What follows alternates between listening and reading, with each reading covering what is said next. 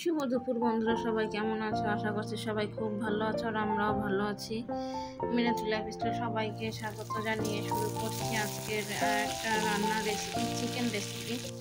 এখন বাজে 3:34 আর এই ভিডিওটা বেশ কয়েকদিন আগের করা ছিল। আজকে হচ্ছে 27শে মে।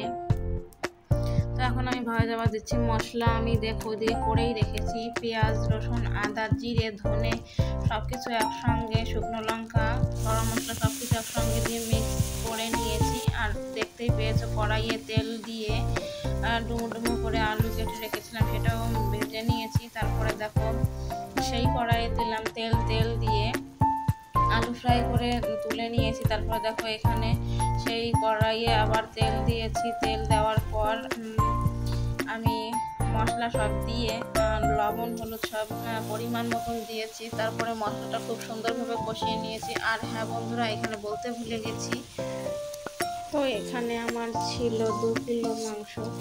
আর দেখো মশলা প্রায় কষানোর দিকে, কষানো হয়ে গেছে। তো আমি এখন দিয়ে দেব মাংস।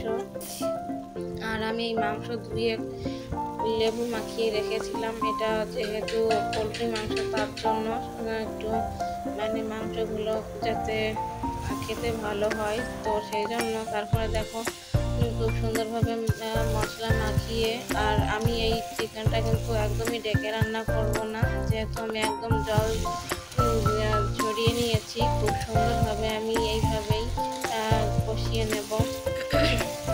দেখে মনে হচ্ছে অল্প চিকেন মাংস। তো এখানে কিন্তু 2 কিলো মাংস, 2 কিলোর প্রায় বেশি আছে। তো যাই হোক, দেখো আমি আজকে বেশ অনেক দিন পরে একটা ভিডিও শেয়ার করছি তোমাদের সঙ্গে। ভিডিওটা ভালো লাগলে লাইক কমেন্ট করবে, আর বেশি ভালো লাগলে চ্যানেলটা সাবস্ক্রাইব করে পাশে থাকবে। তো বন্ধুরা দেখো আমি সেই আলু দিয়ে দিয়েছি। এখন দেখো আবারও কষিয়ে নিচ্ছি সুন্দরভাবে। আর হ্যাঁ, আমি এই চিকেনে দেওয়ার জন্য জল ফুটিয়ে রেখেছি।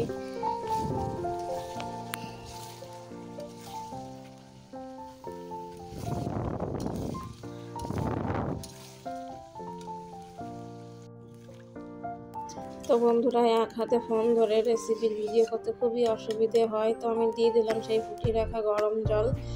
এখন খুব সুন্দরভাবে আরও একবার ফুটিয়ে নেব। তো আজকে আমাদের বাড়ি কিছু লোক এসেছিল, তাদের জন্য শুধু এই রেসিপিটাই শেয়ার করেছি, কিন্তু আমি আরও রেসিপি করেছিলাম। তো বন্ধুরা যাই হোক, কেমন লাগলো আমার ভিডিওটা লাইক কমেন্ট করো, পাশে